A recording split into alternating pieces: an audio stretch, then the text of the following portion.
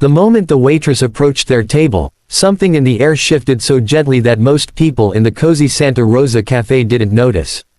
But 9-year-old Harper did. She always sensed things adults overlooked. When she lifted her wide, innocent eyes toward her father, her question pierced the quiet morning. "Daddy, why is the waitress scared?" Michael wasn't expecting that. Yet the moment he looked at the trembling young woman gripping the order pad, he felt something heavy settle in his chest. He recognized that expression far too well. Fear. The kind that once lived inside him too. Years ago, when life had pushed him into darker corners than he dared to admit, he had worn that same look. He chose this little California cafe because he wanted to give Harper a peaceful Saturday morning, something soft, simple, and ordinary. Something he never had growing up. After losing his wife 3 years earlier, every breakfast with Harper felt like stitching a little more normalcy back into her childhood. But the moment the waitress reached their table, the peaceful morning shifted. She looked so young, maybe 23. Her hands shook as she tried to steady her pen. Every time a plate clattered or a chair scraped, she flinched as though bracing for something worse. Harper watched her with quiet concern, and Michael found himself studying her too closely for a stranger. Something was wrong, very wrong. When she stepped away, Michael saw the way her eyes darted around the room. How she checked the front door over and over. How her phone buzzed repeatedly inside her apron, and each time, her breath caught in her throat. That wasn't nervousness. That was anticipation. The kind born from danger. Michael had spent the past few years working as a community counselor, helping others rebuild their lives. Experience sharpened his instincts, and everything about this young woman, her trembling, her silence, the bruise half hidden under makeup on her wrist, felt like a plea for help she couldn't voice. Then it happened. She stepped into the back hallway, and her phone lit up. A message flashed briefly before she turned away. 3 chilling words, "Coming soon. Don't move." Her face drained of all color. Michael felt it immediately, that cold, sinking understanding. She wasn't just scared. She was being hunted. Minutes later, the cafe bell chimed. A normal sound, harmless to everyone else, but the waitress went rigid. Her shoulders tightened. She nearly dropped the tray she held. A tall man stepped inside. Broad-shouldered, dark jacket. His eyes scanned the cafe in a way that made Michael's stomach twist.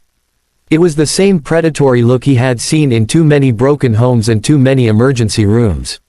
The waitress tried to shrink behind the counter, but fear poured off her like a trembling shadow.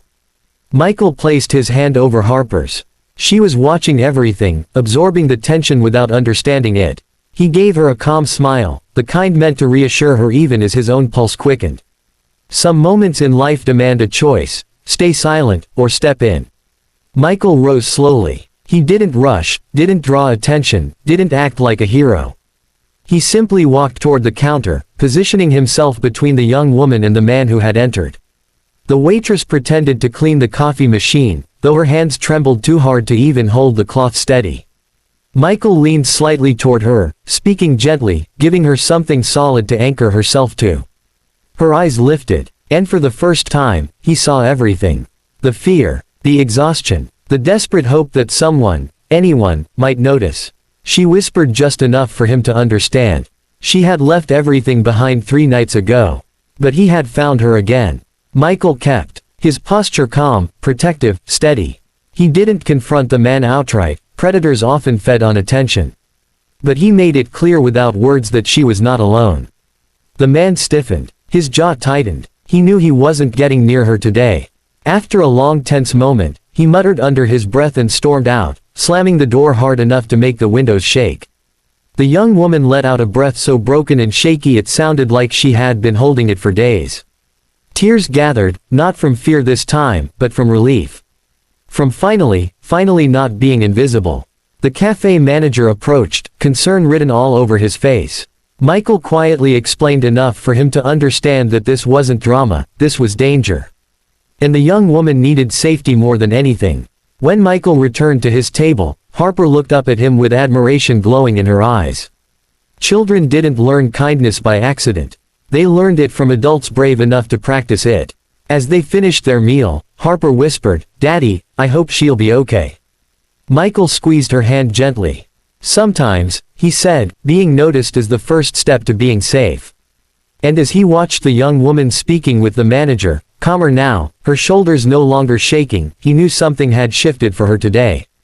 Kindness had stepped in, quietly, bravely. And sometimes, that's enough to save a life. If this story touched your heart, please like, comment, share, and subscribe. Your support truly helps us continue bringing meaningful stories to those who need them the most.